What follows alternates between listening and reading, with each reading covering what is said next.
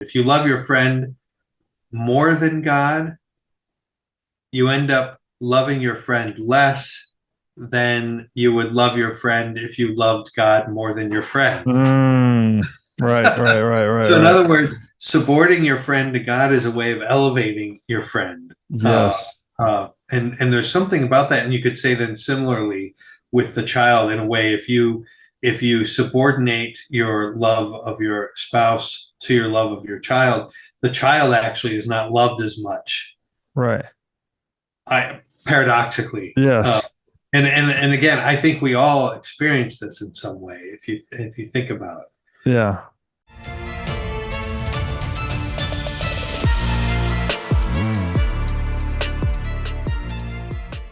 Hey everybody, welcome to the What is Money Show. I am thrilled to have you here joining me on my mission to help shine light on the corruption of money. Now, if this is your first time listening to the What is Money Show, I strongly recommend that you go back to episodes 1 through 9 first, which lays a lot of the groundwork for many of the concepts that we explore on the show. These first 9 episodes are my series with Michael Saylor, and thousands of people have told me that this is the best podcast series they've ever heard, hands down, and that it was instrumental to their understanding of money and Bitcoin. So if you're looking to start a deep dive into the nature of money, I don't think there's any place better that you can start other than episode 1 of this show. Now, a little bit about this show and how it makes money. The What is Money Show is 100% sponsor based. So all of our revenues are derived from direct sponsorships. And I strive to be very selective about the sponsors that I work with, specifically only using sponsors that I use personally, and also choosing sponsors that have values which are well aligned to the values expressed on this show, such as freedom, education, self-sovereignty, etc. So what I'm going to do now is a few ad reads right at the top of the show, and then I'll do a few more ad reads in the middle. And I hope you'll take the time to listen to them, as again, these are hand-selected sponsors, and I think you'll like what they have to offer. Today's podcast is brought to you by In Wolf's Clothing. Wolf is the first startup accelerator dedicated exclusively to the Bitcoin Lightning Network. 4 times per year, Wolf brings teams from around the world to New York City to work with like-minded entrepreneurs, pushing the boundaries of what's possible with Bitcoin and Lightning. The program is designed to help early-stage companies achieve product-market fit, develop their brand, secure early-stage funding, and grow businesses that help fuel the global adoption of Bitcoin. So go to wolfnyc.com to learn more about the program or apply. Again, that's Wolf NYC, WOLFNYC.com. DC Schindler, welcome to the What is Money Show.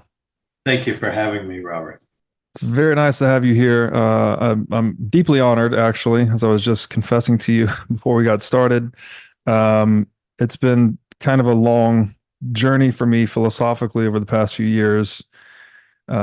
Started really with Bitcoin, frankly, and then through Bitcoin, I was introduced to Jordan Peterson's work, went into Peterson's Psychological Significance of the Bible lecture series, which really explained Christian theology through various scientific lenses. So it really reified that for me in a way that it hadn't been before.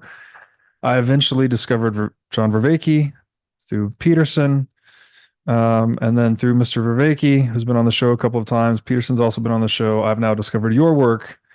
And I've read 3 of your books so far. You are the author of many books. I have read, in this order, Plato's Critique of Impure Reason, The Perfection of Freedom, and God in the City.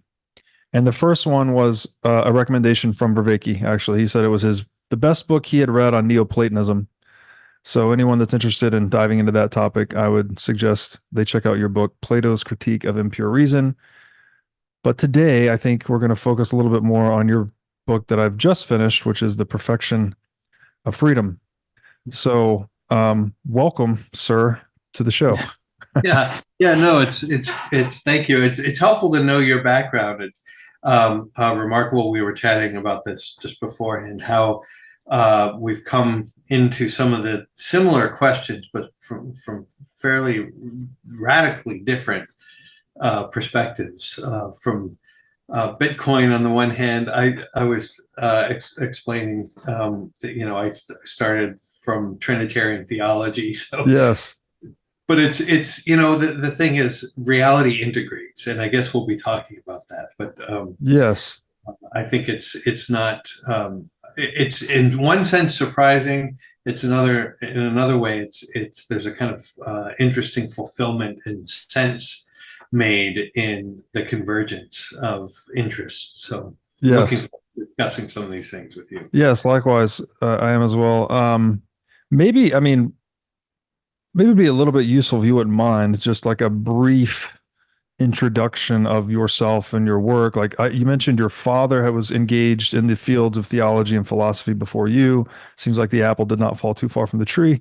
Right. How, like, what took you into this path? How was you mentioned the Trinity? Like, what sparked that as an initial interest, and Sure. what motivated you to write so many profound books?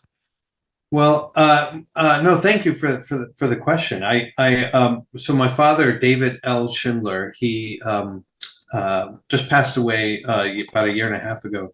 He was a really interesting and I think quite a profound thinker in philosophy and theology, and opened up.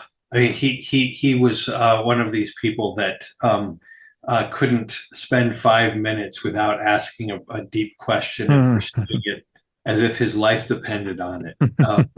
And so that kind of that environment was when that in which I sort of came into my own, being fed books by my father, and my interests initially were in theology and philosophy, although I did a great books undergraduate study, but I was always borderline between philosophy and theology, and I've sort of remained on that borderline, starting out studying theology first, but then finishing in philosophy. And that's for me been a journey too. I won't bore you with all the steps, but I was probably most deeply moved by Friedrich Nietzsche in the beginning. Mm.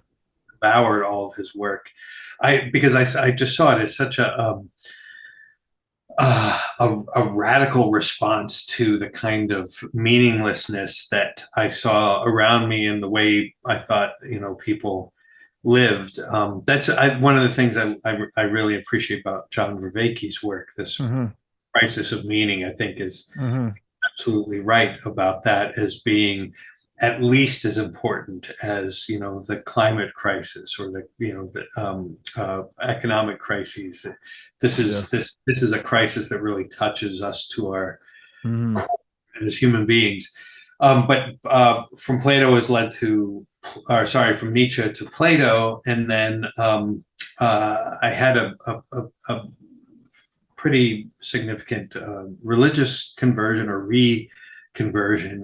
I had grown up Catholic, but kind of rediscovered my Catholic identity while I was engaging with these philosophers. Mm. And that's very much the perspective I do.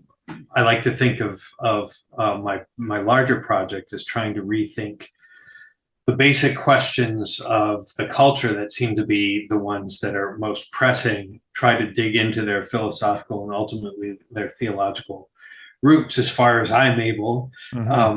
in conversation with interesting people, and try to recover the fruitfulness of the tradition in relation to this crisis of meaning. Mm. So that's kind of my basic um, mission, if that's not grandiose a word. That's what I think I'm meant to do. So I hope to do it as well as I can. Well, I think you're doing. I've again read how many. I'm sorry. How many books have you authored in total? I don't know exactly. It's around a dozen. Depends on how you count. Yeah. Some about a dozen or Yeah. so. Well, as someone who's read three of the around a dozen, I think you're doing an excellent job. You're writing. I'm someone that's been reading a book a week for a long time, and I've tried to just be as wide and voracious as I could be, like not siloing myself anywhere. And there's very few writers that I really appreciate both the content and the style of their writing.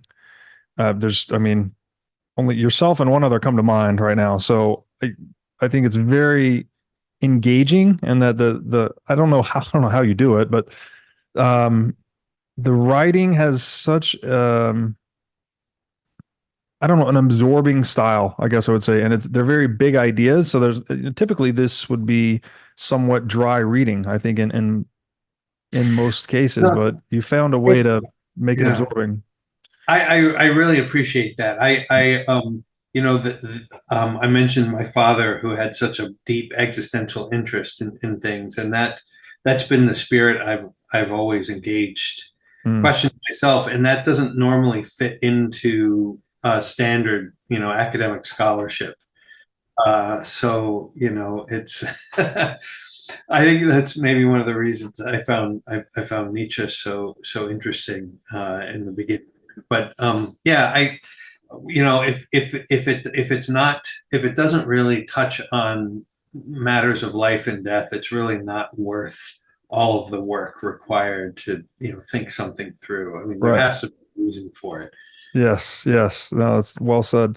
And it seems as though freedom, I think it's in the title of at least two of your books, Yeah. um, that is one of the most philosophically complex notions in the world, as far as I can tell. And again, the book we're going to talk about today, The Perfection of Freedom, goes into that extensively. But before I read an excerpt from that and we start to dive into the specifics, would you like to say something just in general about the nature of freedom, what it means to you, how that concept has changed for you throughout your life?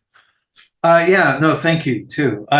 For that question too. It was one of the first philosophical ideas that I ever had, and it's funny. I can point to the place on the street where I was walking to school in high school and had this revelation about the meaning of freedom, although a very problematic one. But it was this sudden um, conclusion that I had come to that freedom is impossible, and Mm, uh, suddenly a whole very complex argument sort of crystallized in it. And I stood there and I just stopped as traffic was driving by for a good bit of time and determined in that moment I was going to one day try to get to the bottom of it.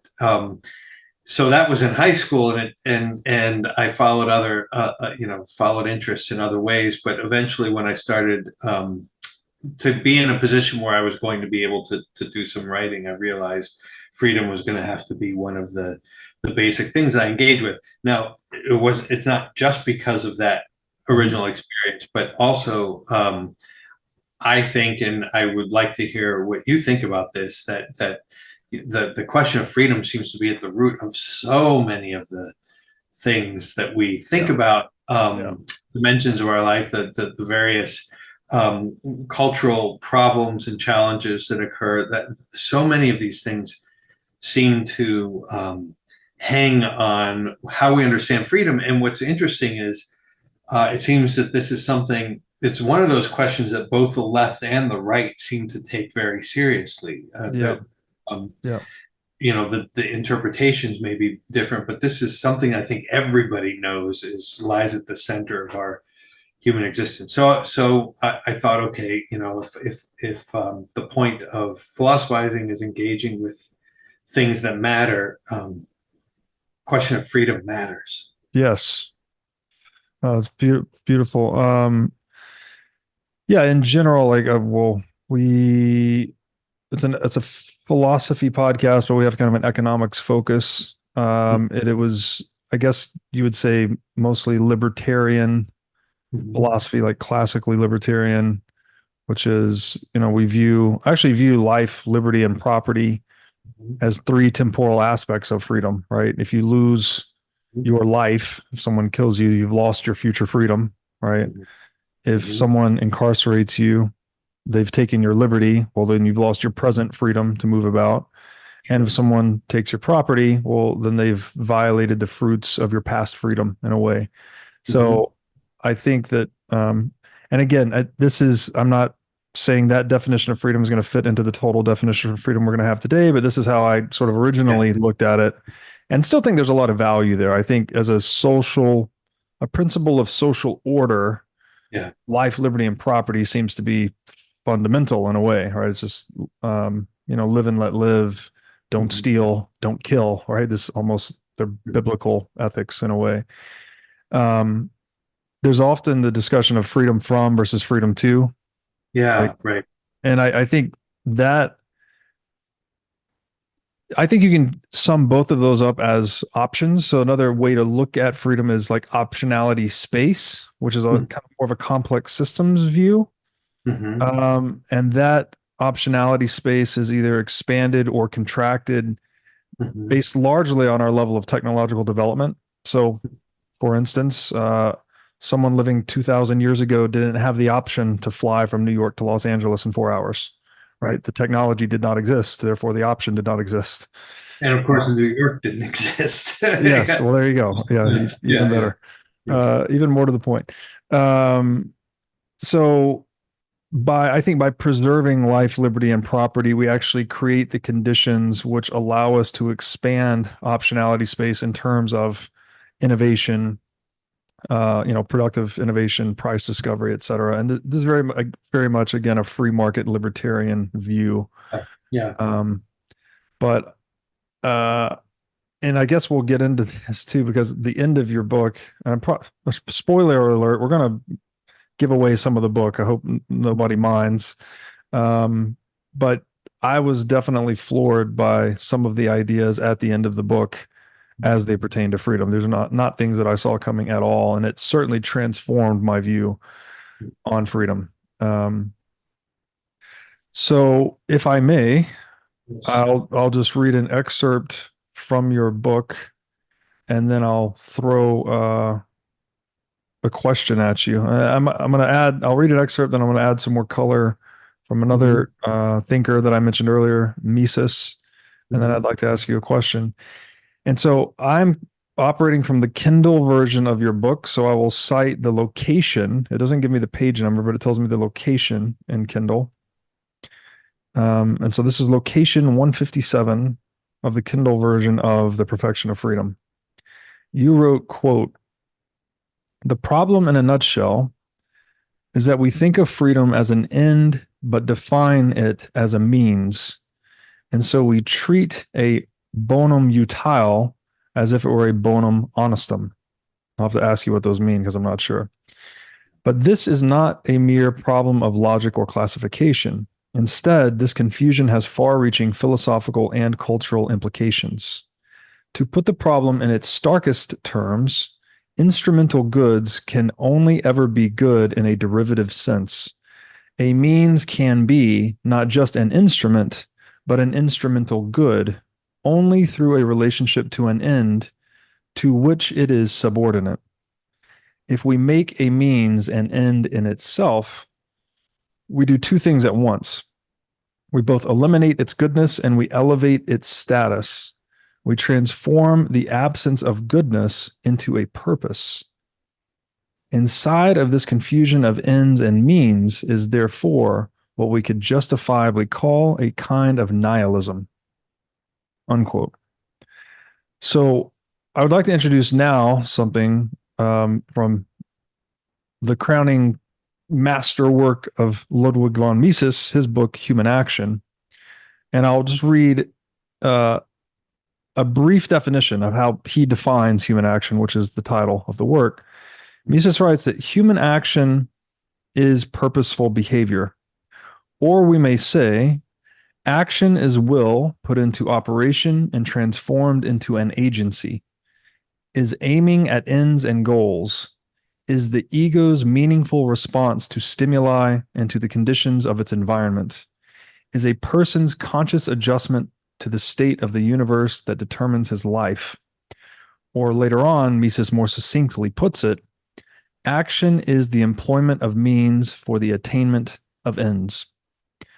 So the first parallel I'd like to draw here is the obvious means end um, composition of freedom and of human action. And so there's probably a deep connection between these two ideas. And so my question is this, and forgive me if it's not fully formed. Do my best with these big ideas here. Given the means and nature of human action and the means and confusion in the modern conception of freedom that you highlight, which I think we're going to be calling, and correct me if I'm wrong, the possibilistic view of freedom. Mm-hmm. What are the consequences of the possibilistic view of freedom on the ways we act in the real world? And now you've partly answered this because you said in your excerpt that this confusion contains a nihilism, but how is that manifesting itself? Yeah, that's great. Okay, I think the first thing that I would want to say is ultimately what I would want to propose is that we think of freedom as a real participation in what is good. So we're sharing in the reality of goodness of something other than ourselves, or and analogously also ourselves, but that is actually good, and we in a way come out of ourselves to enjoy that and to share in it, to participate in it. That activity, I would say, captures in a kind of succinct way what freedom really is. Now, what we tend to think of it is we tend to think of freedom as just a pure instrument that can be directed in one way or in the other. It can participate in good, or it can participate in evil. So we define it in these purely sort of neutral terms, purely instrumental terms. And that in itself is a problem. But what's even worse is that we then present freedom as something that we are aspiring to, rather than something that we're using to get the things that we aspire to. So in a way that it's a deeper sort of problem. What to put it in a kind of a nutshell, what happens is that we end up sort of glorifying this this pure power without a recognition of what power is for. It becomes a kind of empty void, and we end up turning just the sheer sort of delight in knowing that we could accomplish certain things if we wanted to, without actually accomplishing them. This kind of purely introverted, self-preoccupied kind of indulgence in a feeling of power, you might say, from the reality. I think that's one of the fruits of this. It's very interesting in the Christian tradition, very much inflected by Neoplatonism. You have this realization that one of the basic dramas of human existence is to choose between God or the self, understanding the self is just sheer power. And I think that in a way we've kind of institutionalized that, or made that a model of culture. So that's, I hope that wasn't too abstract. Let me try to be a little more concrete in terms of this really excellent question. Like, how does this manifest itself? Yes. Well, first, let me just say, notice participation in what's actually good requires action. Yes. Real action. I was going to say participation almost is synonymous with action. Yeah. Right. That's when it comes to human beings, we can't participate except in some sort of an active way. In fact, I think I put it that way in the book. Active participation, something that is also coming from us, that we're actually doing. Yes. Which is different from just having the feeling internally of participating, being detached, That's right.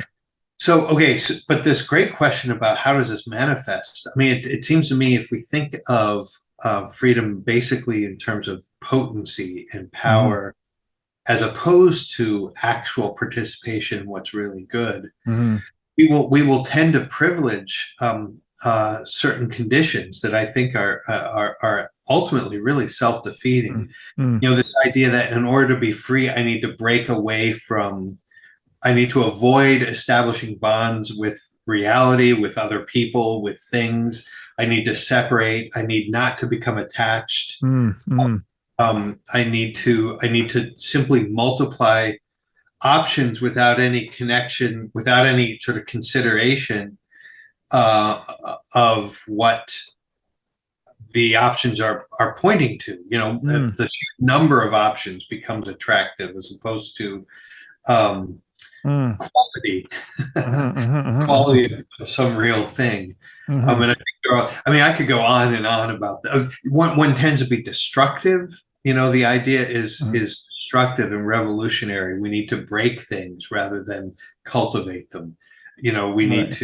need to flatten the world in front of us. We need to destroy hierarchies. I mean, you could go on and on Mm. with the implications. It's quite Is a it list. is it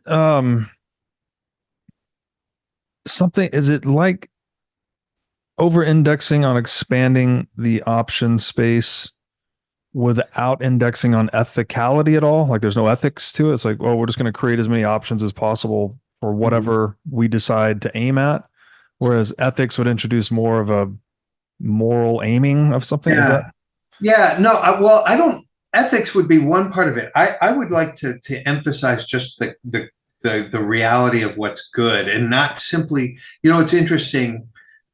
This is a whole other discussion, but it's interesting if one looks at the pre-modern and modern understandings of various fundamental concepts. One of which being goodness. What does Mhm. it mean for something to be good? It's kind of Mhm. interesting. In the ancient world, the basic meaning of goodness was desirability, Mm. but that included virtue because virtue is a way of it's desirable. It's you want to be excellent, Yes.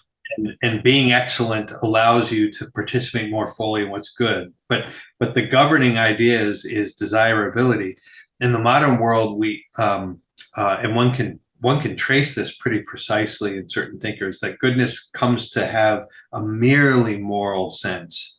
It no Mm. longer has to do with participation in real goods. It has to do with your capacity, your power to Mhm. control yourself, Mm. direct yourself to one thing or another. So I think you're right to say, what was the language you used about indexing the Over indexing on the options at the expense of the ethics, something like that. yeah. I would want to say over indexing the options at the expense, and that's a nice way to put it, at the expense of goodness. Yeah. Goodness. Yeah. And good. Okay. So that's interesting. Then does that, does that relate to, has our philosophy of goodness changed then? Just to make that, yes, actually, Yeah. but Yeah. just to make this really concrete, maybe for you. I mean, we all have this experience. Is our life improved? The classic example of going to the grocery store and seeing 6 billion kinds of cereal. Mm-hmm. Um, does our life keep getting better the more kinds of cereal are presented? I mean, that there's some interesting psychological studies that show that you can really become paralyzed, Sure. actually. Right. And I think a sane person, but this is hard for us to relate to as Americans because we do Right. have a Yeah. special love of variety. Yes. But a sane person would rather have fewer options of things that he can trust are genuinely good Yes. Quality over over quantity. just a Yeah. sheer explosion of variety. I think that's something we can all relate to. Yeah, well, it's funny you bring that up. I had a guy on yesterday that's all about the animal-based diet, and he would argue that all those varieties of cereal are poison. They're metabolic Yeah, poison, yeah, and that's we need to go right. back to the things that have worked for millions of years. So that's an interesting illustration, I think, where options are not serving us, frankly. That's right. Um, That's right. Interesting. So your other question, maybe I cut you off, but you began to ask about our philosophy of goodness. Well, Yeah. So, okay. All right. I have a bunch of questions that sprang from that, but we'll start with that one. So goodness in the ancient world, you said was conceived of as desirable or desirability. right. Um, but virtue was considered to be desirable, which is, arete. Was that the ancient Okay, yeah, term for exactly. excellence or something? Yeah. Yeah, the Greek term. Um, right. Which is where, well, we get a whole bunch of interesting words from arete, right? Like right and fortify and things like this. Um, Mhm. well, just to keep it simple, how has if the ancient conception of goodness was desirability, but virtue was considered to be desirable. Whereas today, desirability sounds more like, I don't know, consumptive, lustful. Right. It's kind of associated Yeah. with those connotations. How have we made such a dramatic swing? Yeah. No, we could spend an hour just talking about this point. It's so Mm. interesting, and I'll try to avoid doing that so we can talk about other things too. I'll keep it very simple. I mean, or as far as I can. The notion of arete, as you mentioned, as excellence, it's really interesting. And there was something just really objective about that. Mhm. As a human being, you wanted to. This is very much an Aristotelian notion. You want to be a great human being. Yeah. You want to do well what human beings are all about. Yeah. You want to excel, and Yes. that's what virtue meant.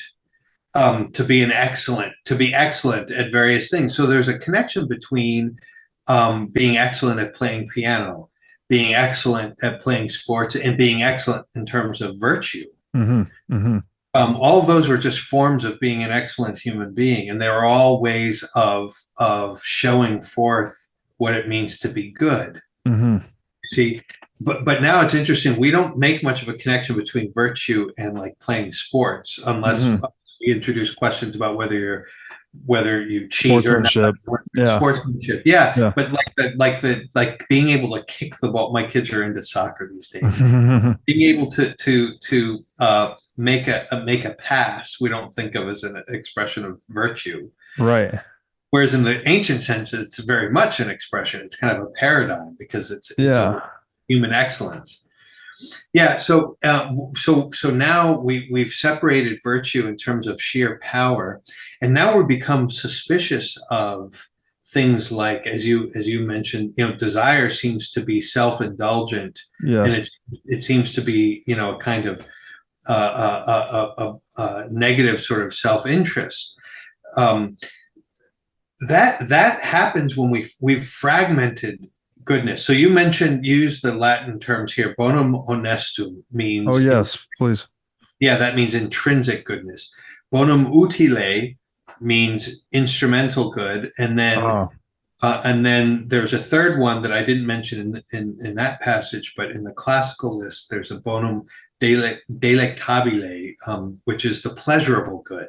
So you have mm, instrumental good, pleasurable good, and um, instrumental. intrinsic good, Oh, intrinsic. Sorry. intrinsic Yep. good. And in the ancient world, the intrinsic good is the anchor. And Mm, if you give that priority, then instrumental goods have their proper place. mm, But then pleasure is the enjoyment of something it's principally the enjoyment of something that's intrinsically good.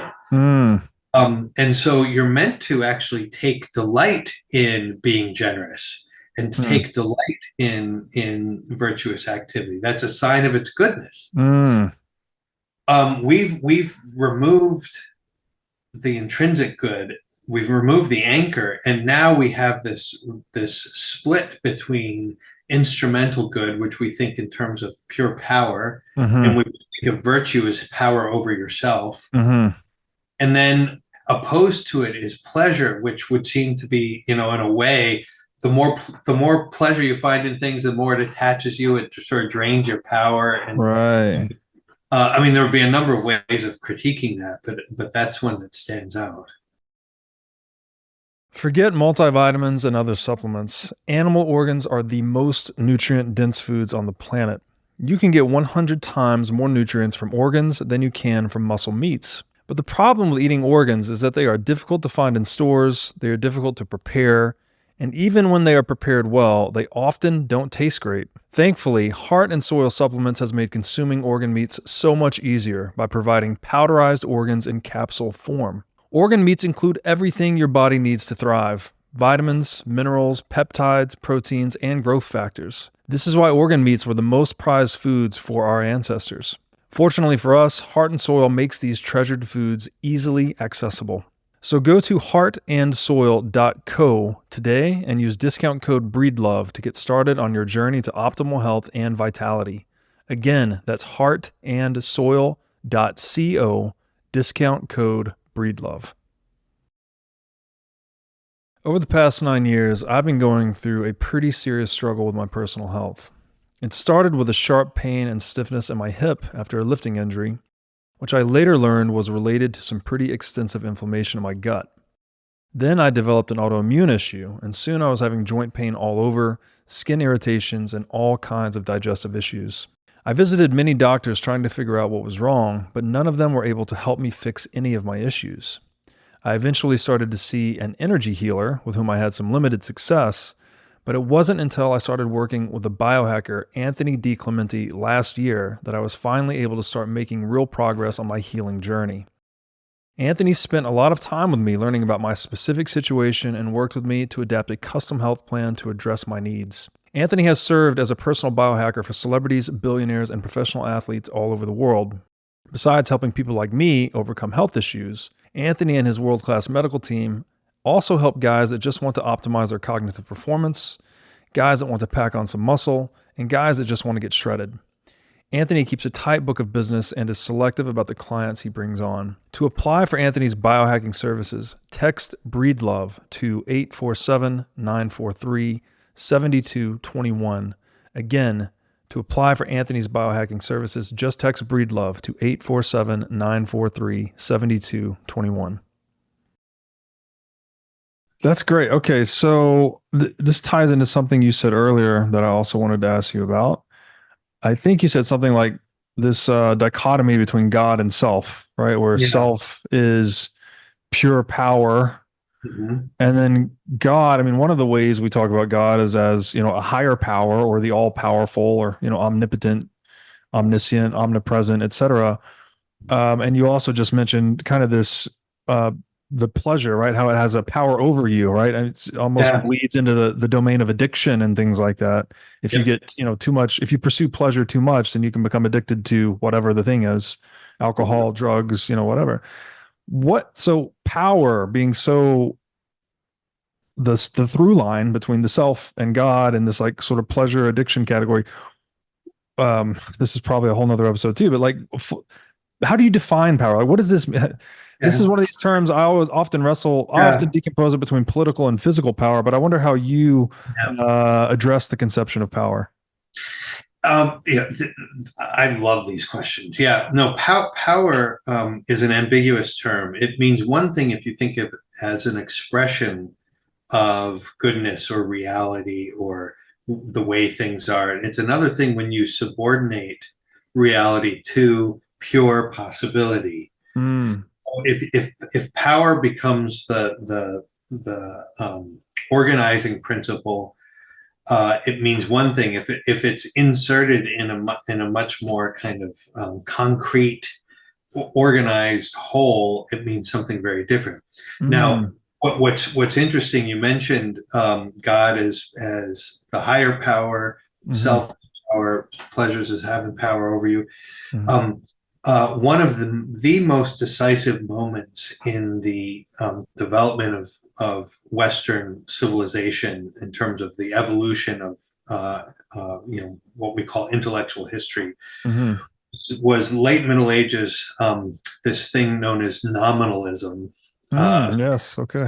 Philosophy that arose in the late Middle Ages, and I think at the very core, if you wanted to identify the basic shift that occurs when that school comes to prominence, is a shift from thinking God principally as the good, and so as the root of all desirability, versus thinking God as power. Principally in terms of power. And it seems to me when you think of God in terms of power, then suddenly everything in the world becomes an expression of power that's in competition. You're sort of fighting with powers that are encroaching, that are trying to seduce you or influence you. Whereas if you begin with the idea that that God as the good, sort of, be a Neoplatonic sense of God, God is the good, as the organizing principle of the cosmos, in that kind of a cosmos, things are in the very first place good, expressions of goodness, and therefore there's something really healthy about our desire and the pleasure that we seek, but the desire and pleasure we seek is always rooted in and the fruit of things that are truly good, they're intrinsically good.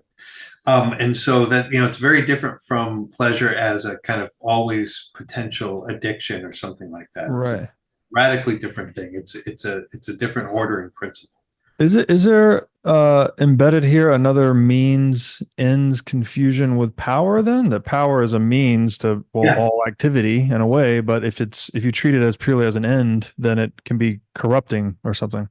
exactly. Exactly. So when you think of God as absolute power, you think of God then as absolute arbitrariness in a way. Right. And then God becomes scary. Yeah. And you start to think about the world as, at any second, God could make it something else. There's something we can't trust anything. Right. It Right. it A lack of changes. intelligibility, maybe. Absolutely. Yeah. Absolutely. Yeah. That's Then interesting. the world is not something to contemplate, to enjoy, to behold in the first Yes. place. It becomes something that we have to do stuff to. That's fascinating because one of the ways I've heard Vervaeke describe goodness in the Neoplatonic sense, and I hope I'm doing this justice, is something like the promise that the structures of intelligence will always track the structures of reality, right? It's the faith on which science and everything else is founded. So if you shift your conception of God from goodness to power, then you really start to undermine intelligibility itself. And we go from the logos to just raw power, right? Just might is right, might makes right type of situation. That's exactly, John is great on this stuff, and that's exactly, notice to think that the tracking that the intelligible structures of the mind correspond to, reflect something about the Yes. intelligible of the world. That's a participatory Yes. notion. That's central to this classical Neoplatonic tradition. It's different from the more sort of fragmentary view that's based on power. Then Yes. you have no idea whether there's any connection between things, Yes. and there's no way to verify it. It really Right. does. When you think it through to the core, it becomes quite a terrifying place. And you're right, fundamentally irrational and unintelligible. Right. Right. Yeah. Indeed. Wow. Okay. That's a very powerful stuff. Sorry. Yeah. All right. One more question about this, and then we'll go to another excerpt here. So, um, thinking about this means in confusion as it relates to freedom and how it embeds this nihilism as you described it. And it's funny that we identified that again with power. So it's like, and again, means and ends being like the what comprises human action through the sense Mises puts forth. Mm-hmm. I think we see this also in the sphere of money. Mm-hmm. And if you'll bear with me on this, so money is obviously a means, right? It's one of the most universal means there is. That's its purpose, right? It's a medium of exchange. So it's a means to anything the marketplace can bear or generate. But many people, and maybe this is true historically as well, but there seems to be a lot of people in modernity that treat money as an ends in itself, right? As you were saying earlier, just accumulating money for money's sake, like almost like you were saying with the accumulation of options for options' sake. If it's not uh, curtailed or curated by some ethical consideration, then it might just be kind of aimless and even self-destructive in a way. So, and what's funny there too, to tie it back to power, is it's actually, and Mises makes this point, you don't actually want a quantity of money. What people really want is the purchasing power that the money contains. So could that be a manifestation of this means end confusion as it pertains to power and freedom that we're seeing with people pursuing money for money's sake? Oh, I think it's one of the most manifest examples, Mm, certainly. I wrote a good bit about this in the book Freedom from Reality, actually, mm, this particular point. But it's really interesting. I would say we don't want just a quantity of money; we want the purchasing power. yes. But that would want to add a further step: is the purchasing power is not desirable in itself. It's desirable in relation to realities that can be purchased, you know. Yes. So Yes. The it's got to goods. be, yeah, good. It's got to be Yeah. rooted in the good things of the world. And what happens is we separate it from that, and then we turn it into its own purpose, Yes. and then it sort of darkens the horizon once again. Um, Yeah. it's, I mean, I used to have questions about money simply, and concerns. I At one point I had a kind of a revelation that the question of money is a question of so many other things. You ask, what is it for? And money actually, even though it's a conventional thing, it does have a natural purpose, and the Yes. natural purpose is, as you said, a means of exchange. Yes. That's its function. And to put it in a kind of broader perspective, you would say the money serves its purpose when it enables the distribution of goods. Yes. So that's its purpose. And what's interesting about that is that if that is its natural purpose, it also then defines it, and then you begin Yeah. to realize that there are things that you do with money that actually pervert its purpose, Yes. and undermine its genuine reality. Yes. That opens up a whole other way of thinking about things. At least it did for me. Yeah. So, I mean, well, for me too, obviously. You brought up nominalism. I don't Yeah, know too much about this particular philosophy, but there is this concept in economics of real value versus nominal value, right? yeah, So, for instance, the price of your house may go from $100,000 to $200,000, right? It appreciates in the marketplace, yeah, and you would think, oh wow, I've doubled my money, right? I'm twice as rich as I used to be. But if yeah, in that same period of time, the price of steak, for instance, goes from $10 a pound to $30 a pound, well, then the purchasing power of your home in terms of steak, although it's nominally doubled in terms of dollars, has yeah. actually declined in terms of, food or energy or steak. So That's right. there's this, and that is a major illusion with Mhm. the printing of money and central banking. Is like people think they're getting richer, No, but it belies the reality that the purchasing power of each dollar is going down, and they don't, this is the scam of inflation, basically. Um, and just to add to what you said, money enabling the distribution of goods, I would add actually also the production of goods, right. because if we're going to engage in any sophisticated division of labor, that you need money, right, as a means to delay exchange and specialize and all of these things. And so it's interesting what these elemental topics we're talking about. Money's enabling the production and distribution of goods. It's also the ultimate tool of economic freedom in the sense that it gives you the widest set of options in the marketplace from just that purely possibilistic understanding of Yeah, freedom. right, right. Right. Go Yes. ahead. And then it also gives you, it's a tool that you preserve purchasing power within, right? Which is again, kind of the options. So goods, freedom, power, this is why the question of what is money, I think, is so philosophically interesting. It touches a lot of these different things that Yeah. philosophers, have struggled to define, frankly. Oh, that's right. And then what is a community? How do people relate to each other? What's the nature of work? Yes. Yes. The relationship between work and the meaning of life, the work and man and nature. I mean, all of these things. Yes. It sort of funnel together a whole host of fundamental philosophical questions. Yes. Absolutely. Yeah, and Yeah. it's conventional, as you said. It's like there's a social convention aspect, but there's also like a real Mhm. tangible aspect, right? Like with something like gold. It's like Right. gold's a real commodity. It's physical. You can all these Yeah. things, but it also has this weird.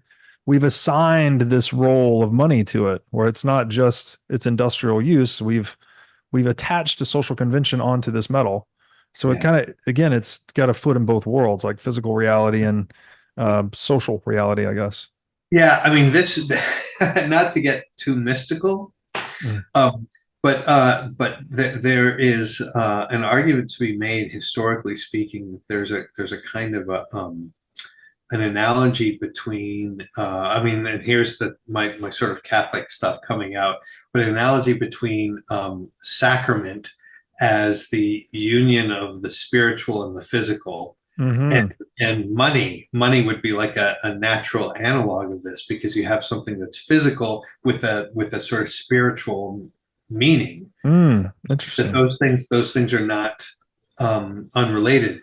And it's interesting. There were some treatises written in the Middle Ages that would on in theological topics that would deal with the nature of property. So that this is sort of money extended, Yes. and the nature of sacraments in the same treatise. That the Wow. medieval thinkers saw a connection between these things.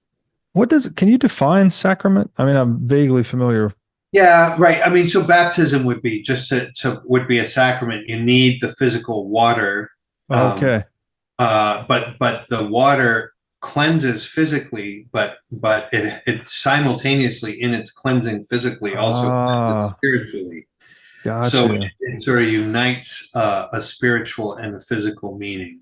Interesting. Very Yeah. interesting.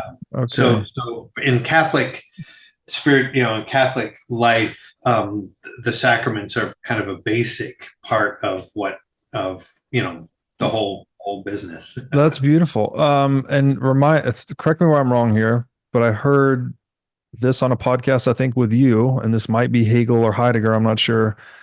Spirit defined as the I that is in we and the we that is in Oh I. yeah, yeah. That That's Hegel. Yeah, Hegel. So again, yeah, that it's participatory again, right? Even the physical water or the physical gold is participating in a social reality or spiritual reality, I guess, right? A communion of people. Um, that's fascinating. yeah. And notice that the physical part of it is crucial for it to be genuinely social. Yes. It's one thing if we all just have the same thought in our heads. We can have these in the privacy of our own homes without Yeah. making any real contact to other people. Yeah. Even though it is uniting us, if it really is genuinely the same thought, it doesn't quite our thinking the thought is not in any evident way connecting us with other people. Whereas if we're sharing something that has a physical Mm. reality, Hmm. in a way, it brings us out of our Yes. privacy, Yes. our purely subjective or individual, out Yes. in an open sphere. And there we're celebrating the meaning of something in a way Mm. that kind of roots us in the world and connects us physically to each other. And I think that what I gather from the passage that you read from Mises here, about action, has Yeah. something of its character. This is why action is so significant. It joins us with other people in something. Yes. Well, it's funny you went that direction because I was thinking as you're saying that, that sounds very much like the way Mises describes the market economy, right? There is kind of this spiritual basis for it that, as you were saying, it's one thing to think the thought alone, but to put that thought into action and create a good and sell it and solve a real problem in the marketplace is to like actually add value to the world, right? The I that is in we. And Yeah, then, if you're successful, then there's a we that's an I and you share in the other successes of others. And that, I mean, there's a spiritual, sounds like a spiritual basis there. Spirit in the definition, not the woo-woo way, but the definition you just gave, there's a spiritual basis to market economics in that way. yeah.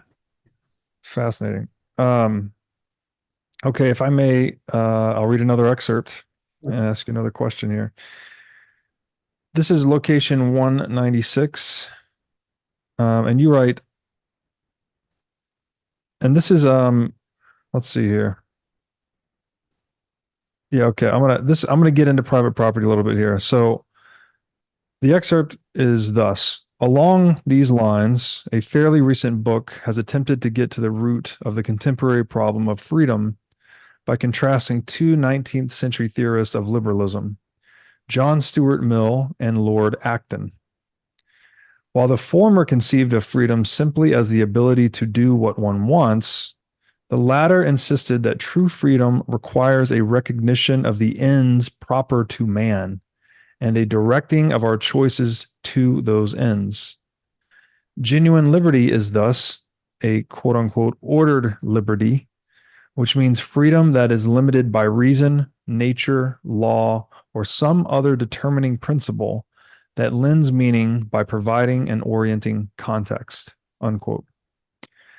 So again, looking at this through kind of the economics / Mises lens, the social institution of private property, which I think if you understand it and it's broadly construed, means the legally authorized preservation of life, liberty, and property, right? Do not kill, do not steal, do not inhibit the freedom of others, basically. And Mises makes this strong argument that that is basically the sole unifying principle of civilization. Now, obviously, at smaller scales, people organize themselves for different reasons. Like, inside of the family, kind of love is the unifying principle. In friendship, there's mutual affinity, et cetera. But I think at larger scales, this idea that private property is the unifying principle typically holds, right? Like a corporation, a city, a nation, very much facilitated by money and contract, property title transfers, et cetera.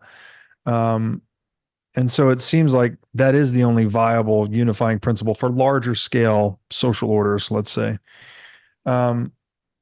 What is, in your view, and I guess full disclosure, later I'm going to ask about the relationship between private property and marriage, because I think there's some interesting parallels there. But what is your view on the relationship between private property and the ordered liberty discussed in this passage? Yeah. So I think property is really central, and it's the significance of property has grown. A sense of the significance has grown for me over the years. This book I wrote a couple years ago called Politics of the Real, a rethinking of politics in relation to reality. The central chapter of that book is on property, the nature of property. And I've started to realize, in a way, it's similar to what you're saying, that community organizes itself around property. Now, what I would qualify, and this might anticipate some of the later discussion with marriage, is I think there are two fundamentally different ways of thinking about property. There's again, as I always do, I like to contrast the pre-modern and modern in the modern view. And I've been helped on this point by Hegel. We mentioned him earlier. He's got some really interesting reflections on property. But the ancient view of property is when you own something, you are in a way attaching yourself to something that has a real existence, a reality in the world. You're making it your own, but to make it your own, you're connecting yourself to it. It's not only entering into you in a way, you are attaching yourself to it. And there's a spiritual. It really is. It really is. And so there's something also inherently public about property, in the sense that to own property is to expand your being out into the world, and therefore, in a certain sense, to make yourself accessible to others. So there's this Aristotelian line in an interpretation of property, which is something that enters into Catholic social teaching. It's a kind of a body of reflection on these social questions that qualifies as something, defines property as privately owned for public use. And what it means by that is not in the sort of socialist sense, but in the sense that the one of the fundamental reasons that you have a house is to be able to offer hospitality to people. Sure, so right. It's not just, oh, I love my house, sure. But it's to become useful, like you said, in the world, useful to others. So there's a weird way in which property becomes like this mediating third. It both it's something that I connect to, but then by connecting to this, I'm being connected to the world more broadly speaking. And that I think is a very healthy sense of what property is. And you see how this discussion of freedom earlier would connect with that. The modern view tends to think of property as, I have my absolutely separate private sphere, Yeah. and to own something means to take it out of the world and bring it completely into my own separate private Right. sphere. And that's a very different way. I think that there's questions that one needs to raise about that. And I think that tends to coincide with a certain, possibilistic notion of freedom, a Hmm. sense of absolutizing power, making Hmm. power Hmm. to fundamental. So I think one of the big tasks is recovering. I think, to put it just to conclusion here, recovering a proper notion of property Yes. essential to recovering a proper notion of freedom. Yes. Amen to that. It reminded me as you were saying that, the ancient conception of freedom, that not only do you possess your possessions, but that Mhm. they in turn possess you to some extent. That's right. And I've heard that That's quote not a actually bad said. thing. Yeah. No, no, it's not at all. Actually, I think it's a necessary. There's got to be a two-way street of ownership, and the way libertarians frame this up, we often say private property rights, but we Hmm. forget about the other side of that coin, which is private property responsibilities, right? If you Right. don't do the maintenance on your car, well, then you're not going to have the rights to enjoy its use, right? It's going to break down. So Mhm. any inherent to any owner asset relationship is this incentive to not only enjoy the fruits or the rights of the thing, but also the responsibility to take care of the thing. Exactly. And it holds you accountable, right? Like if someone, um, there's much stronger arguments about this from Rothbard, who thinks you should really privatize everything. And Mhm. that's how you get a proper accounting for things like pollution, right? If someone dumps pollution in your river, well, if someone owns that river, they have a direct incentive to, seek retribution because you're damaging basically their property.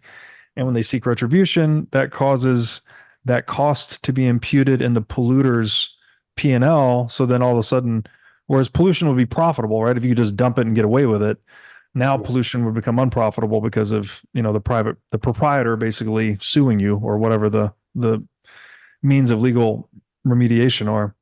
Right. Um, and the other point there, I guess, that Mises makes later is like, it's not that sort of atomizing thing where you just take the property into your private sphere of ownership and it never touches the world again. Like that actually doesn't work, because if you don't make use of and take care of these things and market them, like market the use for other people, not everything necessarily, obviously your personal residence you're going to use for yourself, but giant plots of land and the means of production more generally, if you're not making efficient and productive use of those in the economy, well, then their value is going to decline. And the people that are making productive, efficient use of capital are going to be becoming increasingly rich. And eventually they will buy your property at a discount because you're not doing anything with it. So there's a tendency in the free market for capital to flow from, non-productive or incompetent hands into competent and productive hands. And so I think that conception is maybe flawed because it just in reality it doesn't really hold up to the reality. Yeah. Yeah, yeah. I mean, one of the difficulties, though, is that we can live with an illusion for a very long time, and True. it can affect our behavior and the way we treat things and the way we decisions that we make in our action, Yes. uh, in ways that we end up paying the consequences much later. Um, Yes. Yes. like the example that you gave, in a way, you might think that it's my land. I can do with it anything I want, so I can let it go to seed. Uh, Yes. Yes.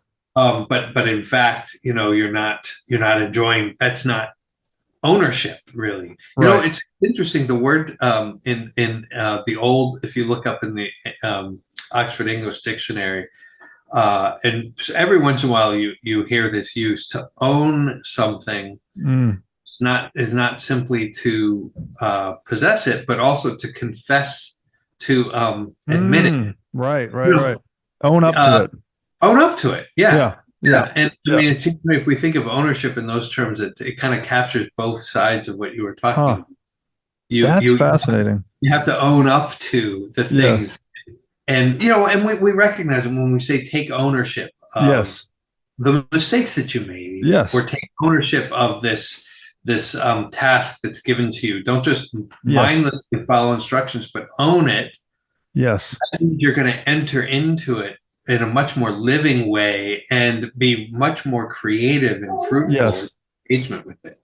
Yes. And employers typically want their employees to take an ownership mentality, right? You want to act like you own the thing. And that's, again, you're invoking that responsibility dimension of ownership rather than just the rights dimension, right? And they go hand in hand, right? Because if you own a thing and don't take care of it, you're not going to own it for long, basically. Yeah. Yeah, and notice I just read, I can't remember the author, but it was an opinion in the Wall Street Journal about, or a letter. But it was a reflection on modern corporations and whether, people, and it was a woman who was writing, and I forgive me for forgetting a lot of the details here. I read it just in passing, but it struck me. She was lamenting that people don't love to be at work anymore Mm, the way that they may be used to. mm, And she was explaining that a lot of times people now tend to think of the corporation as the employers as using, like, right. the employer is using me, and therefore I'm going to use my work. And so it becomes Right. a kind of, we can cooperate and use to a certain extent, but we're always in a way hostile, agents in relation to each other. It's very different if you love your work. And now, what she Yes. didn't mention in this article, but I think it's connected to our earlier discussion, it's impossible to love something. Here's a metaphysical principle that might sound untrue, but the more you think about it, the more you see that it is true. It is impossible to love something that isn't in fact good. If it's not Interesting. truly good, you can't love it. You can only think that you love it, and your love will turn out to be not real love. Mm, Real love requires something that's good. And that means, if to apply that principle to a corporation, it seems to me one of the um, uh, sources of the problem that this woman was talking about is that we have lost the idea that a business is meant to do something good, mhm, mhm. produce something of genuine quality and value in the robust sense. And to the extent that it really does, it's interesting. The very nature of it is going to inspire a kind of attachment to it by Mm, both the mhm. employers and employees. There'll be a sense of the old sense of honor. You will make Shared mission. sacrifice for yourself. Yeah, Yeah. exactly. All those Yeah. kinds of things fall into place, but it all turns on the question of whether goodness is at the heart of reality, Yes. or power is at the heart of reality. Wow. That's at the basis. That is so interesting. And yeah, I think very few people have that goodness. And I'm sure you do. You have this goodness in your work, I would assume. I mean, you're, I couldn't do it yeah, otherwise. exactly. I feel Yeah, very fortunate to have it in mine, but I see, yeah, and people that are in sort of corporate America, yeah. oftentimes they don't have that, right? They use the terms, right? Like climbing the corporate ladder or cog in the machine and all of these things. And um, that's very unfortunate. Thanks to my friends at Swan Bitcoin for supporting the show. Swan sponsored the Sailor series, and I appreciate their support from the very beginning of the What is Money show, and I'm happy to welcome them back. Swan has grown a lot since then. They've built a full-service, Bitcoin-centric financial services company with several different offerings. With the Swan app, you can set up instant and recurring Bitcoin buys. And with this, you can get started at swan.com/breedlove. Swan also enables clients in the US to hold Bitcoin directly in an IRA account, so you can hold Bitcoin in a tax-advantaged way. Get started at swan.com/IRA. If you're looking to buy more than $100,000 worth of Bitcoin, check out Swan Private. You'll get concierge support for buy execution, retirement accounts, inheritance and estate planning, and access to exclusive events, research, and other content. Get started at swan.com/private. Swan Institutional provides financial services to institutions, including Bitcoin-backed lending, asset management, principal investments, Bitcoin services for financial advisors, and Bitcoin mining operations. For those new to Bitcoin, I recommend checking out Swan's Welcome to Bitcoin course at swan.com/welcome. So go to swan.com/breedlove today to get started on your Bitcoin buying journey. Are you sick of being robbed by politicians through inflation and endless money printing? If so, you need to be at Bitcoin 2024 in Nashville, Tennessee on July 25th through 27th.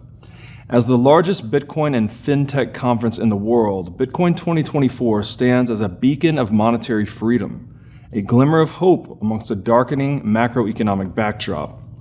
Top speakers, companies, and thought leaders from across the industry will convene in Nashville to look ahead to the next year and beyond. I will be there, and Bitcoin conferences like this have become my favorite place to socialize since becoming a Bitcoiner. Ticket prices will increase soon. Get your tickets now and secure your spot at this game-changing event. So go to b.tc/conference and use discount code BREEDLOVE to sign up for the Bitcoin 2024 conference. Again, that's b.tc/conference, discount code BREEDLOVE. Okay, I want to read another excerpt here. This is all so great. We're just chewing through time, of course. It's very. By the way, your book, I think I had more highlights in your book per number of words than any other. I have, hundreds of books in the Kindle that shows the highlights and number of words, and it's like the ratio in yours was probably half the book. It was really crazy. Okay. The next thing I want to ask you about, I found. Okay, I'm just going to read the excerpt, then I'll ask the question here. So this is location 240, and you write, quote, "To think of freedom in terms of form means to conceive freedom in the first place as denoting a kind of completion or ontological perfection.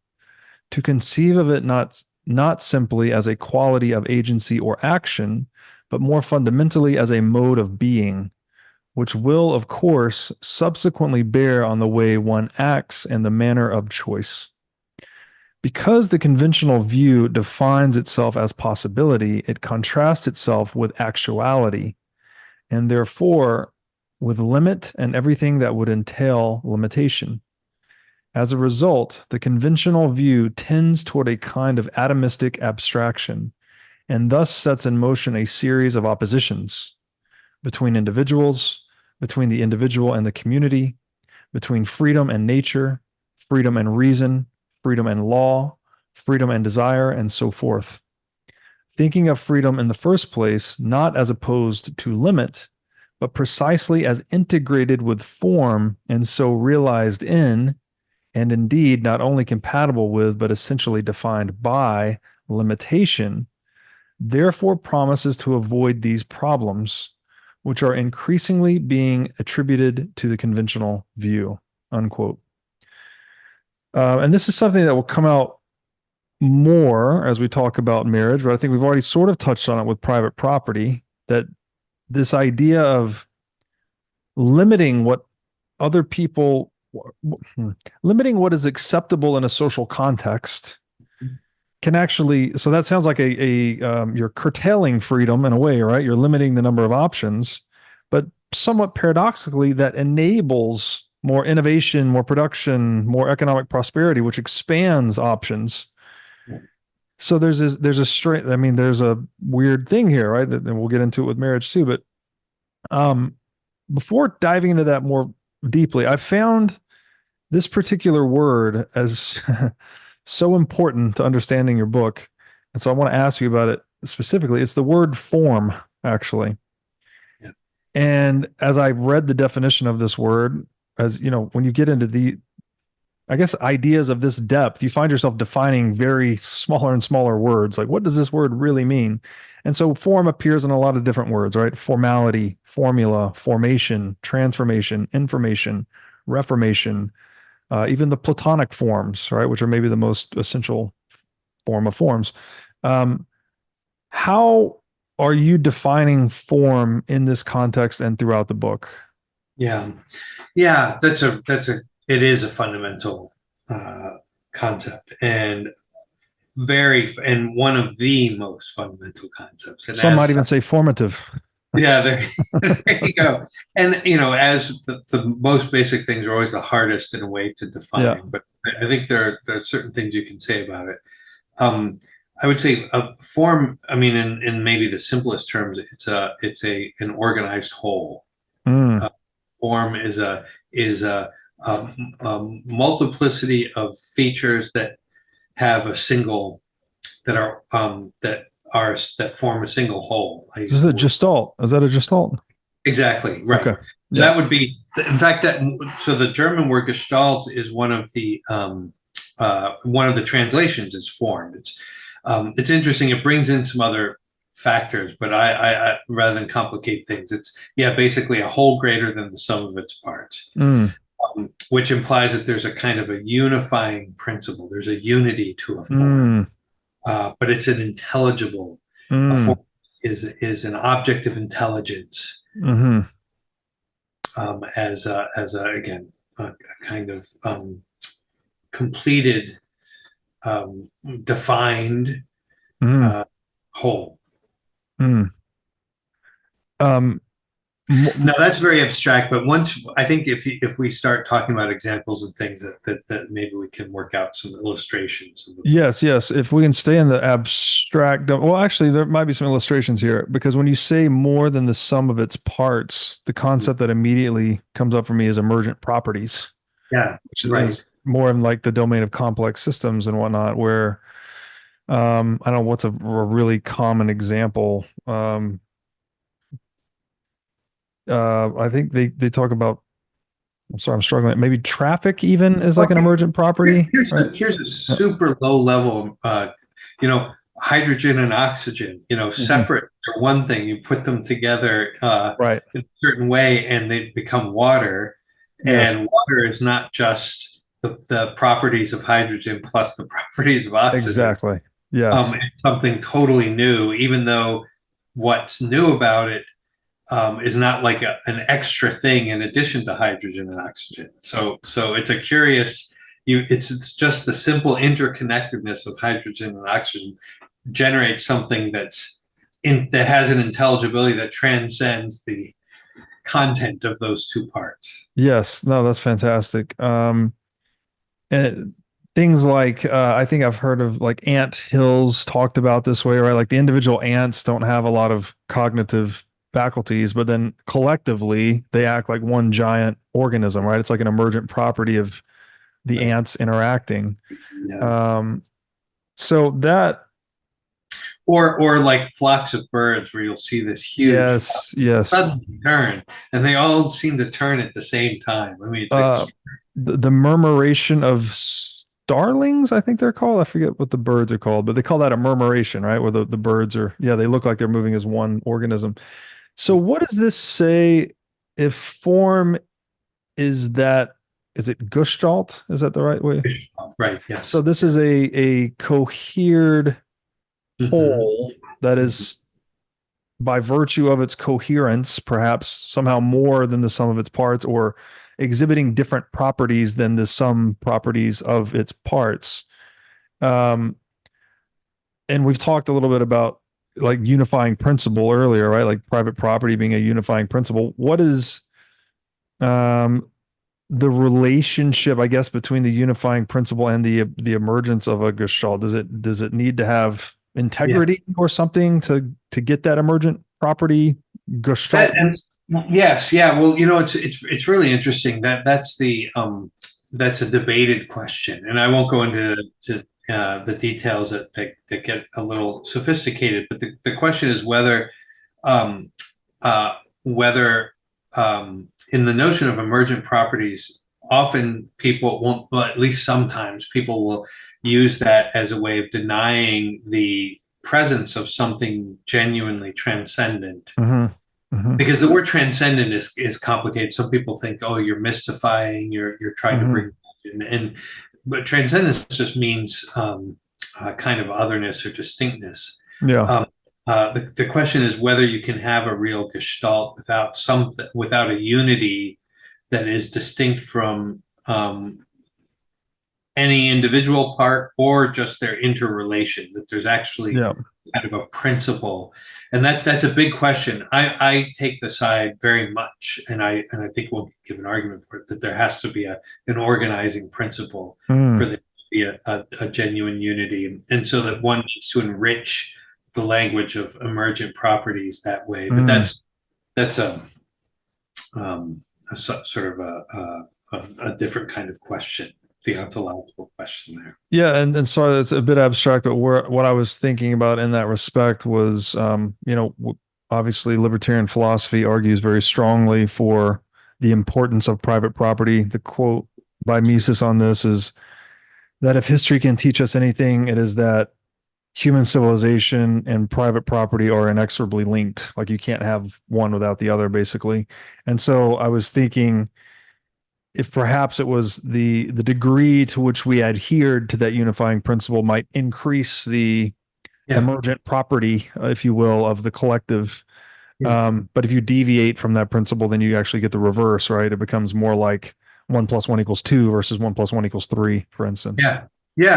No, that's I think a really good intuition. I think there's, and that sort of connects with the part of the passage that you cited there about the importance of limitation, Right. how limitation can be fruitful. I mean, there's so many examples that one can give, but a really obvious one would be, learning to play piano. Yes. That requires a real sort of focusing and in a way limitation. I mean, you can think very concretely. To become a good piano player, you need to sacrifice time that might be spent playing video games or something else, and actually devote it to this. So there's a certain limitation that's being put on you, but the fruit of actually being faithful to that and doing it properly is a profound freedom. You become capable of playing music, and then also in a certain sense enjoying music more. And yes. It's in a way a whole world opens up, and you see that it's precisely the fruit of having restricted yourself and conformed yourself to this task, that suddenly you've got this freedom. It's very different from somebody who's never practiced and sits at a piano. You might say that person is totally free playing the piano because there's no limits. You can bang on any key you want. But obviously there's a certain sense in which that person has no freedom. Yes. In piano. It's a kind of limitlessness that's formless and just pure chaos. Yes. Perfection. That's fascinating. There's no joy there. That's so fascinating, because the longer they have subdued or submitted themselves to this restriction, right? The training itself, the repetition, the reps. Yeah. The more freedom, the more competence they develop, and the ability to play and make it look effortless, right? I think I don't. This quote's probably way off, but Nietzsche said something to the effect like, in order for one to be a master, they first have to subject themselves to something for a long time. That's right. Something to that effect. I don't recall the exact quote, but that's a sentiment that he expresses. It also sort of jives with. I like Musashi a lot. The philosophy I was into before getting into Neoplatonic Western philosophy was Eastern philosophy. So Musashi's a old warrior sage, and he just said the way, or like the Tao, right? The way is in training. So that everything we do in life we're constantly training for the next thing. And so you get to choose, or what you are subduing yourself to, I guess. And that is what you develop freedom in, paradoxically. Right. And notice that's a freedom that's won through reality. Conforming to the demands of reality is what sets you free there. It's totally the opposite of just abstractly multiplying options. Yes. I mean, in a way, the options grow, but they grow out of focus. Yeah, well, you're sacrificing options, obviously, to the training, but then you're cultivating later and greater, maybe not greater, I don't know, different options, basically, right? Yeah. You didn't Well, get as good at video games, but you're much better at piano.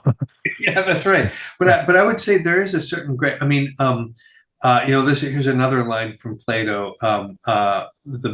Beautiful things are difficult. I mean, it's a very simple. Mm, hmm. And there is something about the kinds of options, to use that language, that Hmm. grow out of training, out of discipline, out Hmm. of self-sacrifice, and these kinds of things. They are greater. There's a depth to them. There's a Yes. kind of quality to them that um, can't be had other ways. Yes. They're more, well, more costly, perhaps. I mean, Yeah.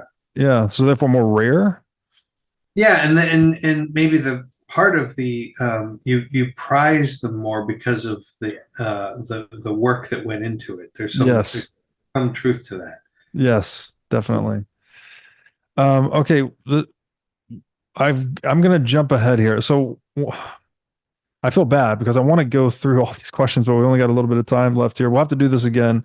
Um, but one of the things you do in your book is you go through these three thinkers, right? It's Schiller, Schelling, and Hegel, and you elaborate on their philosophy and how they developed um, different philosophies of freedom, really building on each other in many ways.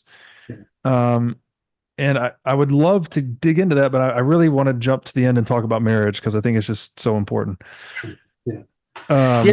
Um, I'll wait for your question. okay, it's a long excerpt here, but and I want to kind of make a proposal at the end, and we'll just see how far we can get here. But and again, spoiler alert on your book for anyone that hasn't read it. Sorry, but perhaps one of the most profound aspects of your book for me was the recognition of marriage as the or a perfection of freedom, Mhm. and not something I expected when I picked up your book, frankly.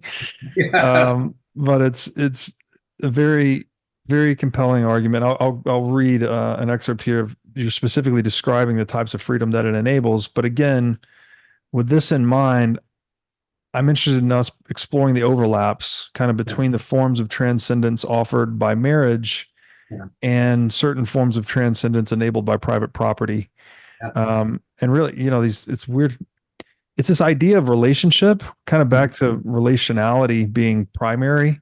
Mhm. Marriage obviously is a relationship between husband and wife, and then private property is a relationship between, I mean, you could say owner and asset, or you could say something more general, really, like man and nature, right? It's the things in nature that we appropriate for ourselves to use. And the integrity of each of these institutions is the integrity of the relationship itself. It's not, people, you say the word property, people think about the thing that's owned, not the Yeah. owner, but it's really the relationship between the two, just like a marriage is a relationship between husband and wife.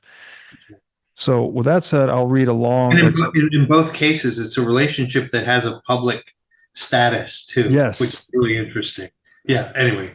No, that's actually a great point. They have to be socially acknowledged, right? Because it's an exclusive relationship in a social context. Yeah, that's right. I mean, because property is not just having something in your hand, it's Right. having something in your hand that everybody recognizes as yours, you know? Yes. Yes. That social dimension, and marriage has that kind of social dimension too, which is anyway, all right, I'm getting ahead of myself. Okay, so long excerpt here. This is location 9822. You wrote, quote, thus, marriage is a paradigmatically spiritual reality because it makes true the transcendence of the individual self. This transcendence occurs for Hegel in what we might call both a vertical and a horizontal sense. Vertically, the enactment of marriage results, as we said, in a single person, which lies, as it were, above the two selves in the sense that marital union becomes an end in itself precisely to the extent that it cannot be reduced to the individual ends of those that constitute it. I'm sorry, I may have not copied and pasted a portion completely there. It Um, works. my apologies, but the gist of it thus far is the vertical dimension of marriage is two individuals entering into the contract of marriage leave as one individual, right? It's one person, which is unlike any other contract. So there's a difference in this Yeah. sacred contract, I guess. Yeah, and when Hegel says one person there, he means a kind of a corporate, you might say, a corporate whole that's Mm, treated as a single reality in terms of the law. So it has yes. it has a kind of agency of its own in relation to Yes. the Yeah, law. So actually in terms of corporations they call that legal personhood, right? So that's that right. That's yeah. exactly. Yeah. So I'll continue the excerpt here. It is treated legally as one, as we just said. This one person is neither the husband nor the wife, nor is it simply the two of them together, which would make each a half person. Instead, it is a whole greater than the sum of the parts. And this greater than comes to expression in the fact that the family, as Hegel says, becomes the substance of which the members are now accidents, which is to say, it becomes an ethical reality in Hegel's technical sense. Marriage results in a new person for Hegel, also in a horizontal sense. Before you make this point, can I just, Yeah, I mean, please. basically what that means, because that's very abstract, unless you're familiar with the language of Hegel. But basically, in marriage, he's saying, I no longer think of myself as an individual that Mm, happens to have a relation that you might, with say dating relationships or right. something.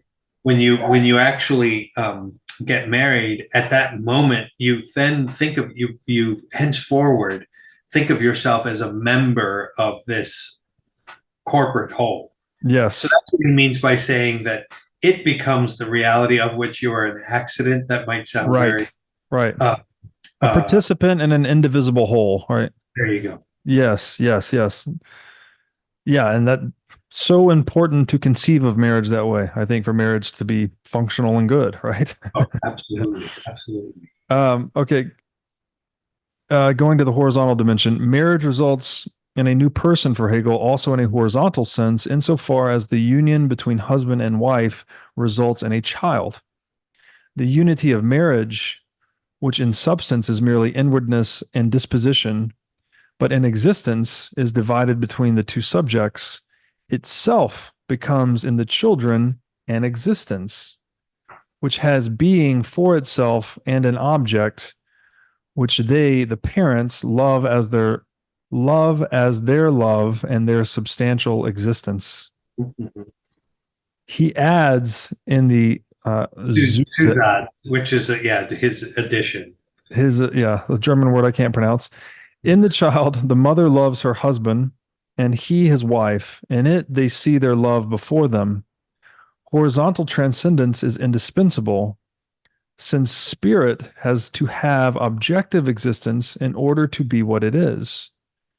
A childless marriage has this objectivity in the fact that the individual property becomes the resources of the family and not just the individuals as such.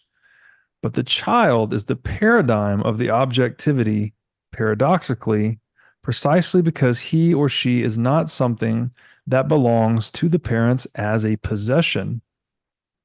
Whereas their unity is present in their shared resources only as in an external thing, it is present in their children in a spiritual form in which the parents are loved and which they love. Or, in other words, to which they relate not as appropriating, but rather in the movement of love that produces and resolves the contradiction of individuality. The reason property is not a sufficient objectification of the marriage is that it can be consumed. It can be reduced back to them in a certain respect as individuals. The child, by contrast, is the truth of the unity of man and woman because he transcends them as spirit, as having being in and for himself, just as they do. I get chills reading it. It's very philosophically dense, but so beautiful in a way, right? Of the implications. Yeah, no, this Yeah, is something that really blew me away reading Hegel and changed the way I thought. I used to have absolutely no interest in political or economic questions. I thought, metaphysics was the only thing worth thinking about. But I have come to see that, I mean, Hegel helped me see that these normal everyday parts of practical, life actually have a depth to them that really needs to be thought about. Wow. Wow. So And almost pulling you out of metaphysics into the sphere of human action in a way. yeah, yeah, Yeah. that's right. Yeah. That's Yeah. exactly right. Into the reality, and you realize, the rubber does hit the road, as it were. Yes. There's a kind of reality, and marriage is one of the realest of the real things in Yes. that regard. And what you recognize is that uh, this isn't just one action among, like, suddenly you have a new anchor around which all the other dimensions of your life turn, and it becomes Yes. kind of an organizing principle. And that's what it means to be, part of what it means to be a human being. It's certainly one of the things that is required for fulfillment. I mean, we think about the various crises of meaning that we Mm. have these days. They're almost invariably connected somehow to alienation, isolation, separation from others. Mm. So I think Hegel's onto something here. But you wanted to talk about property. Yeah, I want to ask, there's a couple of more excerpts, not from the book, that will hopefully help illustrate I guess, a proposal that I'm really just trying to draw a parallel between these two things. And so if I might summarize the horizontal and vertical dimensions of marriage, right? The vertical dimension of transcendence. And so this is a vertical freedom that marriage is affording you, right? That two individuals can basically fuse themselves into one supra-personal individual, if I could There use you that go. language, Yeah, yeah, that is more than the sum of their parts, right? yeah, The Gestalt that yeah. we Yeah, mentioned we earlier. we talk about a marriage, and we say, like the husband or wife might say something like, "I want to do this for our marriage," Yes. and that means Right. something. We recognize what that means. It doesn't mean for you Yeah. or for me or for each of us together. It means something else. There's a Yes. reality there. Yes. Yes. And not even just for the husband and wife, direct participants in the marriage, can also mean for those outside, the people regarding the Oh, marriage, the social whole, right? absolutely, Yeah. yeah. And inevitably it does. Yes. That's the beauty of it. One of the Yes. really dimensions of this. And Yeah, again, kind of the spiritual aspect too, right? Because the I that is in we, the we that is in I. that's right. Yeah. Yeah, yeah, Um, and then so the horizontal transcendence that marriage offers is this, I mean, basically it's a proper container for procreation, right? That that's right. you're actually, I mean, this is you're creating life beyond your own life, right? A very, Yeah, very physical, tangible form of transcendence in a way. And anyone that's a parent knows that, it's the most meaningful thing, I think, pretty much in the human experience. So, yeah, and it's a reflection of the vertical transcendence. So in the child, it's so interesting. You don't see the child as simply an extra person and another individual that in a way is interrupting these two individuals relating to each other. You see the child both as a unique person in himself, but you also see your spouse mm, reflected in the child, and you recognize that the child, in a way, is your relationship made fruitful. Which and the way that this becomes very concrete is, so, all I think families have this experience at some level that the best. I actually heard a psychiatrist say this. I think it was a really fascinating judgment. He said, if you want to show love to your child, the best way to show love to your child is by loving your spouse. mm, If you simply direct your focus right. on the child, he won't feel the same kind of depth of love that he would feel in a way more indirectly by you showing love to That's your right. spouse. That's right. And that's the paradox here. It's by treating your children well, you're actually affirming your relationship with your spouse and Yes. vice versa. So Wow. there's no competition here. Where Yes. it's a beautiful intertwining of personhood. That's beautiful. That reminds me, I think I just heard this in kind of my Christian upbringing, but it was you're supposed to love God, put God Hmm. above the marriage, and then love your spouse, and then love your children in that order, Yeah. basically. And that was like the right, I guess because you're kind of setting the example for the children, right? To Yeah. love your spouse in that way demonstrates to them what a proper relationship looks like, that they hopefully you want to grow Yeah. them into that someday. And then And loving God and above that is, well, God and all of the, I don't know, that's setting the example for the marriage, basically. yeah. Yeah, C.S. Lewis has a nice sort of twist on that. He observes somewhere, I can't remember where, but that if you love your uh, spouse or your, let's say, friend, if you love your friend more than God, you end up loving your friend less than you would love your friend if you loved God more than your friend. Mm, right, right, right, right, So, in right. other words, subordinating your friend to God is a way of elevating your friend. Yes. And there's something about that, and you could say then similarly with the child in a way. If you subordinate your love of your spouse to your love of your child, the child actually is not loved as much. Right. I paradoxically, Yes. and again, I think we all experience this in some way if you think about it. Yeah. No, it's so fascinating. It's the paradox. That's fascinating. Very fascinating to think about. Um, okay, so I guess with those dimensions of transcendence in mind, the proposal I would like to put forth is that private property is, I guess it offers analogous forms of vertical and horizontal transcendence. Yeah, And I'm going to read a couple of excerpts here to just kind of frame up sure. um, what I mean here. And so, again, I'm going to draw from Hoppe first. I just think he has a very good essential and ethical definition of private property.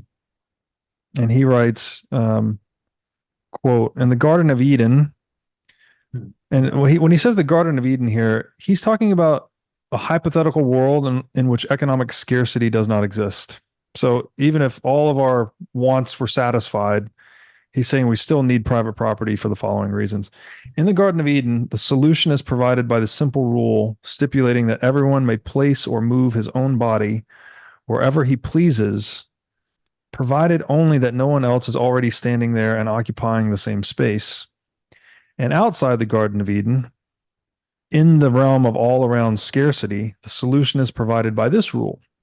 Everyone is the proper owner of his own physical body as well as of all places and nature given goods that he occupies and puts to use by means of his body, provided that no one else has already occupied or used the same places and goods before him. This ownership of quote unquote originally appropriated places and goods by a person implies his right to use and transform these places and goods in any way he sees fit, provided that he does not thereby forcibly change the physical integrity of places and goods originally appropriated by another person. In particular, once a place or a good has been first appropriated, in John Locke's words, by quote unquote mixing one's labor with it, ownership in such places and goods can be acquired only by means of a voluntary, contractual transfer of its property title from a previous to a later owner, unquote. So I guess the fundamental nature of private property here is like this relationship with oneself and the goods one justly acquires in the world. Mhm. And at any point that coercion is introduced, it sort of undermines this relational principle between man and nature. And so the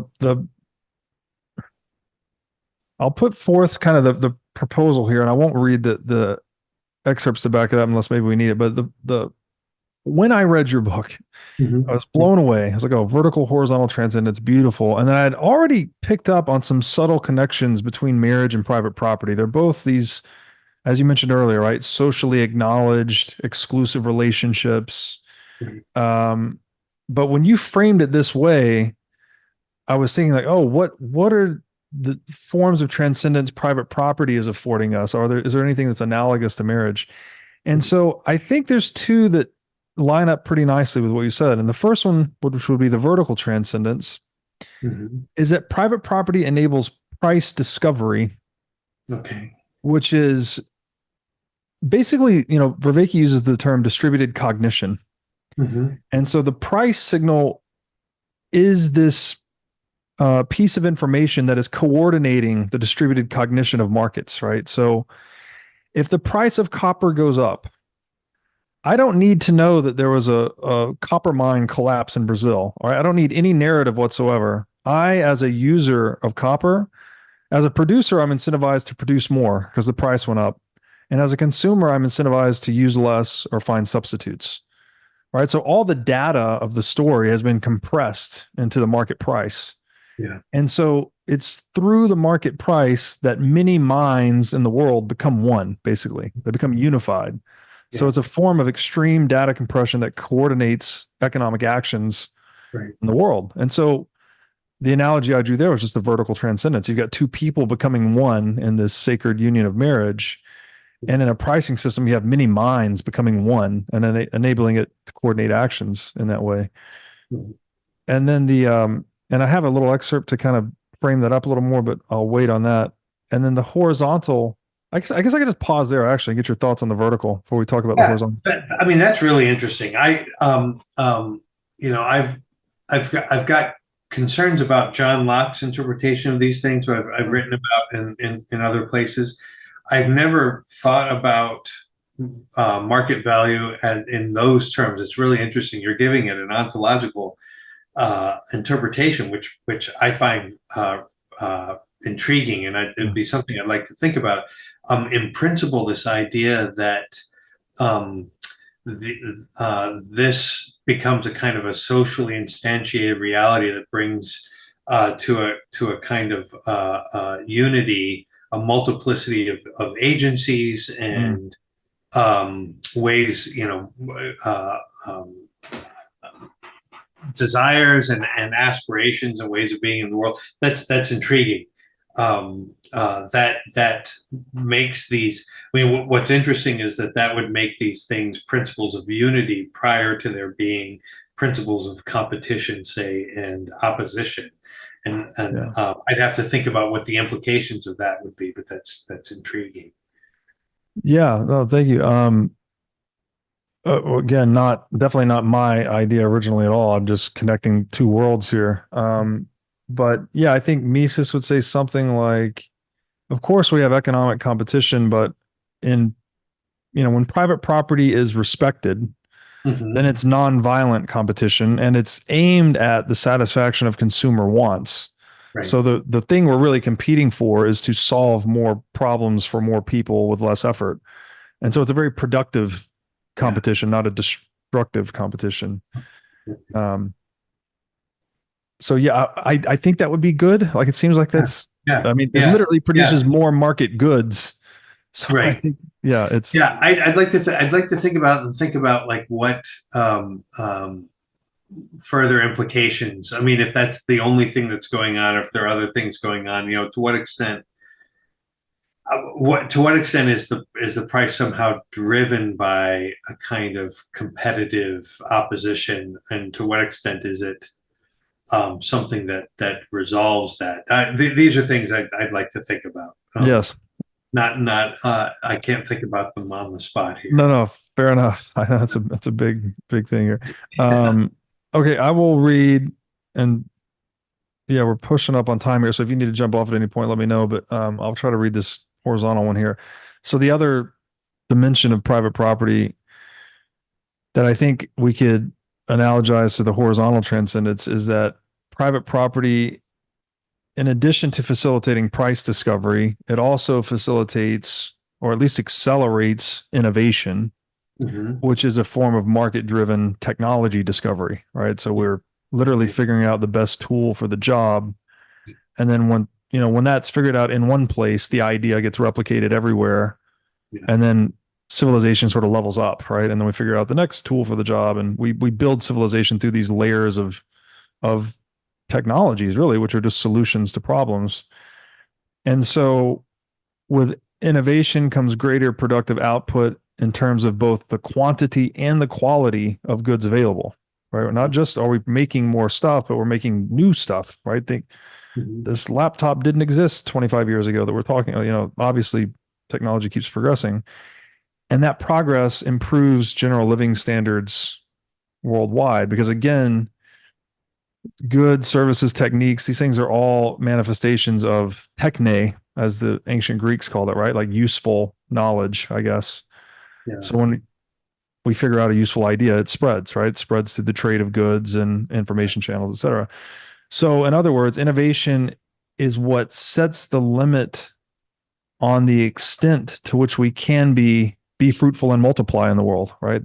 We actually increase the carrying capacity of the planet as we increase economic productivity, which is largely facilitated through innovation.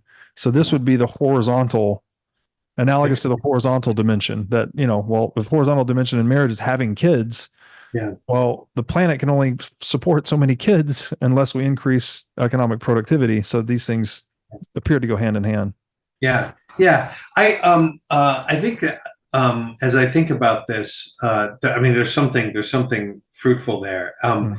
I would want to, in my own approach, I would probably want to make sure that at the center of this is a notion of property principally as real goods, Mm. which I think would function differently in relation to these things that you're mentioning, from a notion of property principally as, say, purchasing power or something like that. Well, if we Mm. property just in terms of money as simply as a token of purchasing power, as opposed to centering even that dimension on actual concrete human goods Mm. and goods of the world. But Yeah, but yeah, that opens up a whole other line of discussion that maybe we can pursue another time. fair enough. I appreciate you entertaining me here. I was so excited reading this book and wanted to share these things with you. I would love to have you on and talk to you again at some point. I wish we could have gotten more into your book, but I felt motivated to share these things with you. Yeah. And sorry It's for monopolizing the conversation at the end. Oh Just no, no, that's great. No, I appreciate it. yeah, I think I'm getting a better sense of the way you think, which I think is helpful. I'd be very happy to come on again, and I am grateful. I think it's better for us to talk about stuff rather than simply sticking to the book. So I have no regrets on that score. But I really enjoyed really good questions, and I've enjoyed our conversation. thank you so much. Thank you, David, for coming on. Where can people find you on the internet? Oh, well, internet. I teach at the John Paul II Institute, and that's at John Paul II. So the two is two I's, johnpaulii.edu. And I have a faculty page. I think my email address is there, but um, I'm sure it can be tracked down. Anything can be tracked down these days. Perfect. We'll put links to your books in the show notes along with your website and your email address. And again, the book is The Perfection of Freedom, and it's one of many that you've written. It is an excellent work. And thank you so much again, David, for doing this. Thank you. Thank you, Robert. Yeah. Till the next time. Till next time.